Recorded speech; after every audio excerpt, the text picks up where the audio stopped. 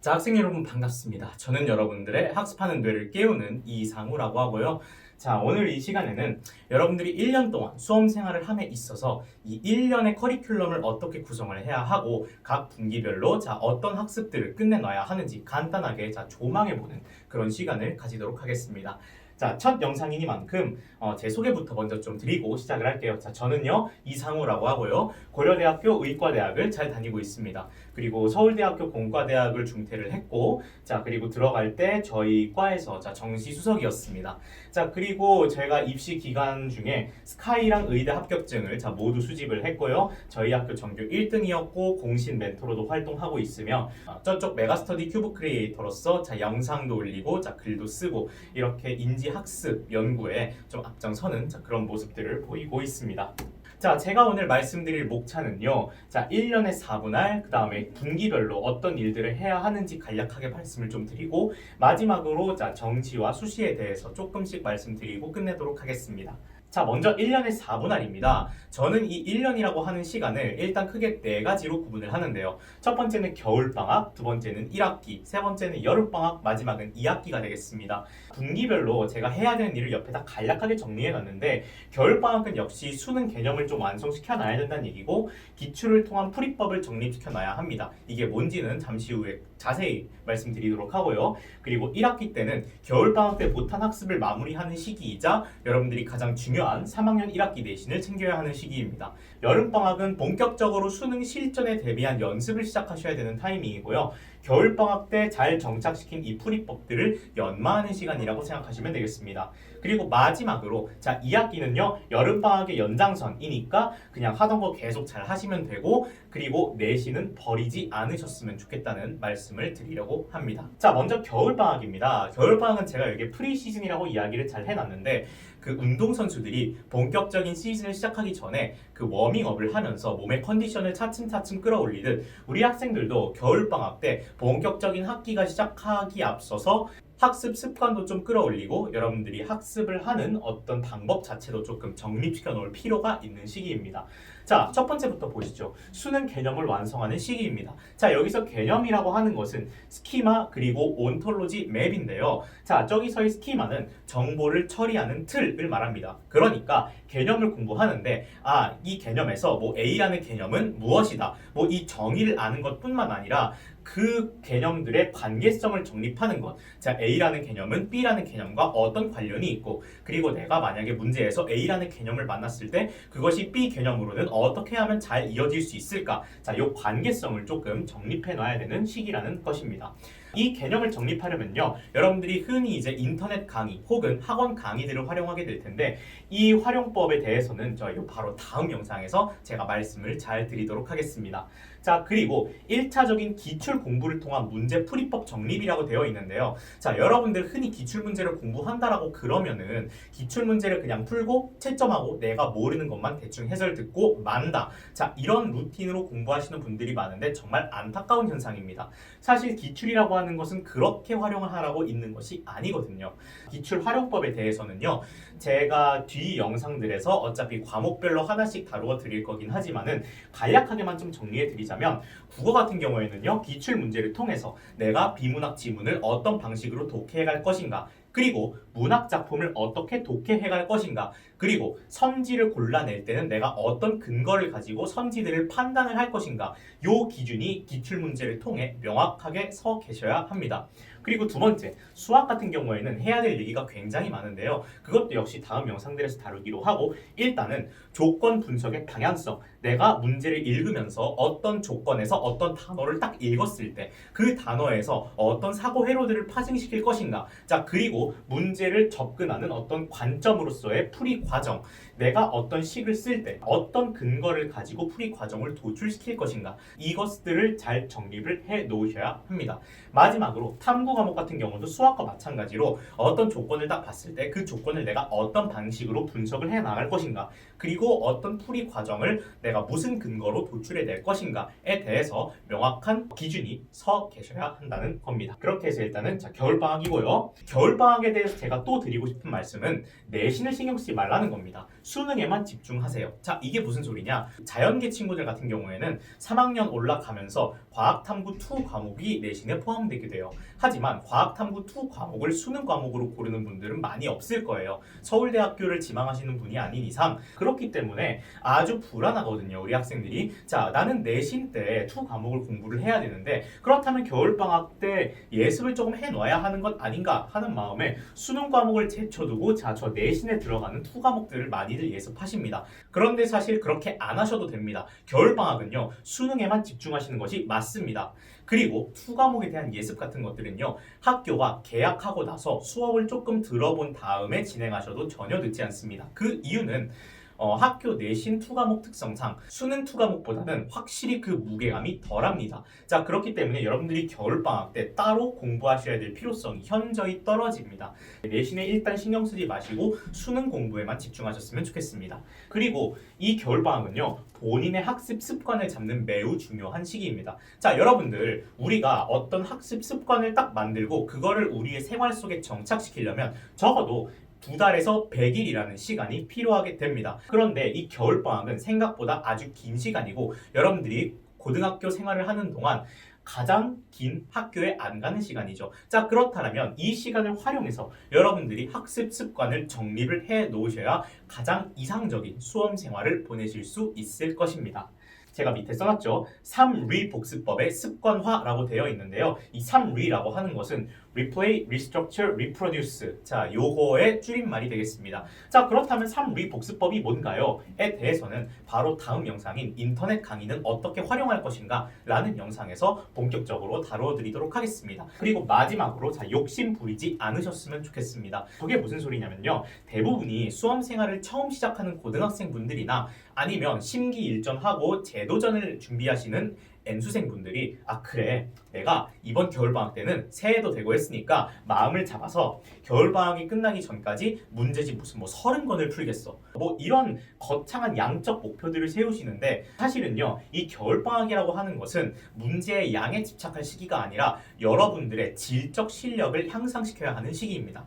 자, 우리가 보통 실력이라고 했을 때 그 실력은 크게 양적 실력과 질적 실력으로 나뉘게 되는데 이 양적 실력이라고 하는 것은 문제를 풀어가는 속도와 관련된 것이고요. 이 질적 실력이라고 하는 것은 내가 시간에 상관없이 어디까지 어려운 문제들을 실제로 풀어낼 수 있는가를 따지는 능력이에요. 자, 그런데 이 겨울방학 때는요, 굳이 문제풀이 속도를 올리려고 노력하실 필요가 없는 시기입니다. 이유는 그 연습은 충분히 나중에 여름방학 때 가서 하셔도 되기 때문이죠. 대신에 겨울방학 때는 개념을 공부하는 입장에서 당연히 내가 어느 만큼 어려운 문제까지 풀 수 있을 것인가에 대한 질적 실력을 키우셔야 할 거예요. 이 문제를 많이 푸는 것만으로는 질적 실력이 절대 늘지 않습니다. 그 점에 유념하셔서요, 여러분들은 이 시기에는 문제를 얼마나 많이 푸냐보단 내가 똑같은 문제집을 가지고 어떻게 활용하느냐에 조금 더 중점을 둬야 하는 시기입니다.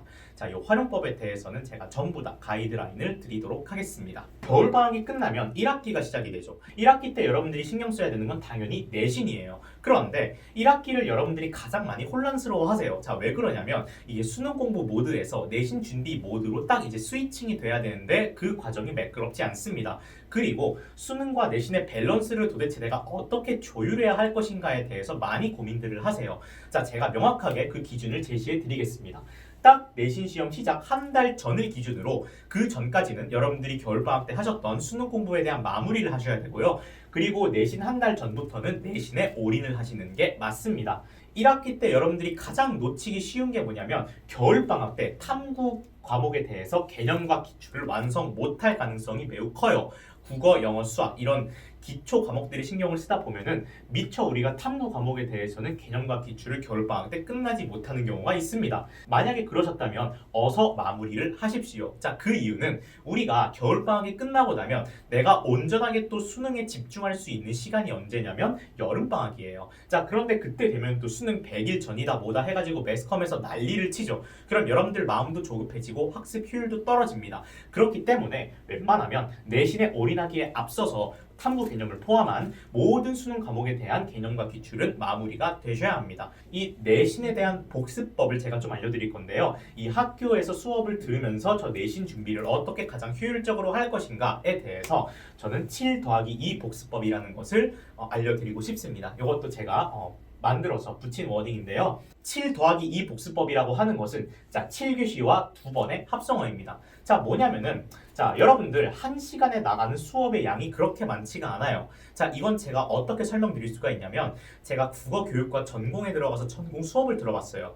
그래서 이제 수업 설계를 하는 모습을 쫙 지켜보니까 여러분들 교과목마다 각각의 이제 교육부에서 정한 성취 기준이라는 게 있어요. 그런데 수업 설계를 할 때 그 성취 기준을 하나에서 2개 정도밖에 못 다루게 합니다. 1시간에. 자, 그렇기 때문에 여러분들이 수업을 들을 때는 성취 기준 하나하나 2개와 관련된 내용만을 다루게 되는 거예요. 그렇다면 여러분들이 1시간에 다루는 양은 그렇게 많지가 않고 실질적으로 시험을 대비해서 공부해야 되는 양은 적다는 거예요. 자, 그래서 수업 끝나고 난 뒤 5분간 쉬는 시간을 활용해서 그 시간에 나간 내용을 포스트잇에 요약 정리하시면 됩니다. 실제로 제가 썼던 방법이에요. 자, 어쨌든 간에 이 요약이라고 하는 것이요, 교과서에 있는 내용을 그대로 받아 적으라는 소리가 아니에요. 재구조화를 하셔야 됩니다. 여러분들이 여러분들 나름대로의 방법으로 그날 수업 나간 내용들을 구조화시키시면 돼요.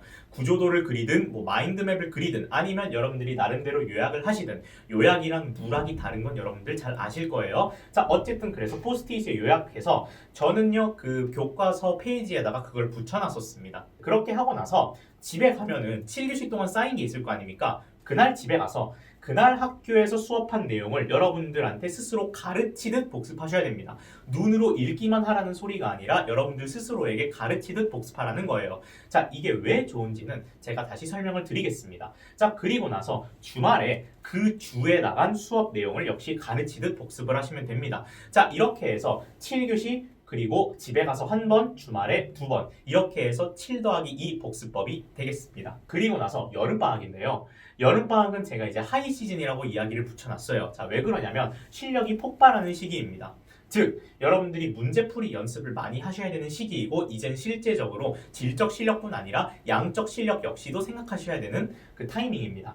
그래서 이 주어진 시간 내에 모든 문제들을 풀어야 하는 수능의 특성상 여러분들이 또 시간 제한에 대비한 어떤 대비도 해주셔야 되겠고요. 그리고 또 실전 모의고사를 풀면서 어떤 수능 시험장의 그 분위기에 익숙해지는 건 역시 필요합니다. 그리고 이제 약점 찾기 그리고 보완을 하는 시기여야 하는데, 여기서 이 약점이라는 것은요, 단순히 내가 어떤 내용을 모른다 그 차원이 아니라 내가 어떤 문제를 못 푼다면 그 문제에서 내가 어떤 풀이 과정과 어떤 관점을 차용하지 못해서 제대로 된 풀이 과정을 도출하지 못하는가, 요걸 좀 고민해 보셔야 됩니다. 자, 이렇게 좀 구체적으로 내가 문제를 풀어감에 있어서 가지고 있는 사고 과정을 전체적으로 점검하셔야 되는 시기이고요. 이 시기에 기출을 한 번 더 활용을 하셔야 됩니다. 마지막으로 이게 좀 제일 중요한 것 같습니다. 겨울방학 때 정립한 문제풀이법을 연마하셔야 돼요. 자, 이 얘기는 뭐냐? 공부 습관이 일률적이어야 된다는 겁니다. 예를 들어서 내가 겨울방학 때는 문제를 A라는 방식으로 풀어나가다가 갑자기 여름방학 때 새로운 방식을 공부해서 B라는 방식으로 공부한다. 이거는 있을 수 없는 일입니다. 자, 왜 그러냐면요, 사람이 사고 회로를 전환하는 데 있어서는 아주 큰 혼란을 겪습니다. 그리고 거기에 들어가는 인지적 자원도 매우 많아지고 학습의 효율이 떨어질 수밖에 없어요. 그러니까 애초에 겨울방학 때 시작하면서부터 제대로 된 문제풀이법을 잘 정립시켜 놓으신 다음에 웬만하면 그 전체적인 틀은 여름방학 때도 끝까지 유지를 좀 시키셔야 됩니다. 겨울방학 때 이렇게 공부하다가 갑자기 여름방학 때 사실은 그게 아니고 이렇게 공부해야지 라고 하는 거는 여름방학 때 공부를 새로 시작하는 것이나 다름이 없습니다. 그러면 효율이 많이 떨어지겠죠.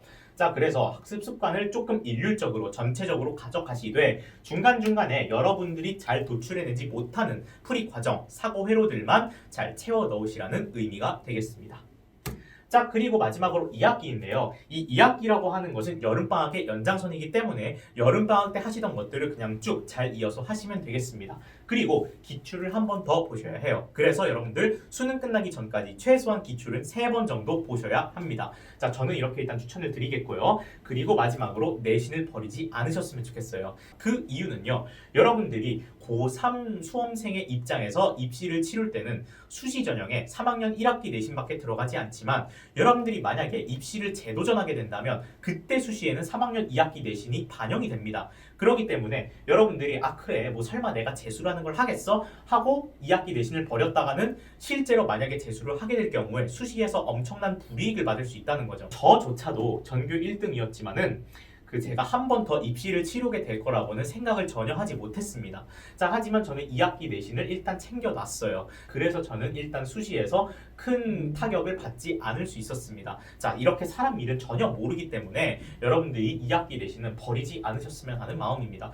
그러면은 2학기 내신도 1학기처럼 그렇게 빡세게 공부해야 하나요? 7 더하기 2 복습법 하면서 그건 또 아니죠. 왜냐면요, 선생님들도 알아요. 2학기 내신의 중요성이 확 떨어진다는 것을 아시기 때문에 여러분들은 내신 시험 시작하기 대략 한 일주일 전에 수능 완성이나 아니면 학교에서 나눠주는 프린트들을 좀 잘 읽어본다고 생각하시면 될 것 같습니다. 가볍게 준비하시면 될 것 같습니다. 자, 마지막으로 정시파와 수시파에 대한 말씀을 드리고 오늘 영상을 좀 끝내겠습니다. 여러분들이 이제 학교에 가시게 되면은 나는 정시파니까 내신을 버리고 정시만 팔 거야. 혹은 나는 수시파니까 수시만 파고 내신만 파고 정시는 버릴 거야. 수능은 버릴 거야. 이렇게 말씀하시는 친구들이 많이 있을 거예요. 근데 정말 안타까운 현상입니다. 자, 왜 그러냐면요. 여러분들 대학에 가는 경우의 수는 매우 다채로워요. 저도 정시로 대학 가봤고 수시로도 대학 가봤어요.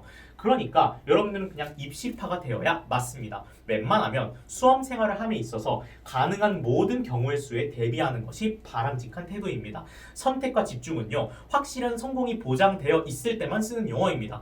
어느 쪽도 확실한 성공이 보장되어 있지 않을 때는 선택과 집중이라는 말을 쓰면 안 돼요. 오히려 여러분들이 실현 가능한 모든 경우의 수에 대비하는 것이 훨씬 더 중요합니다.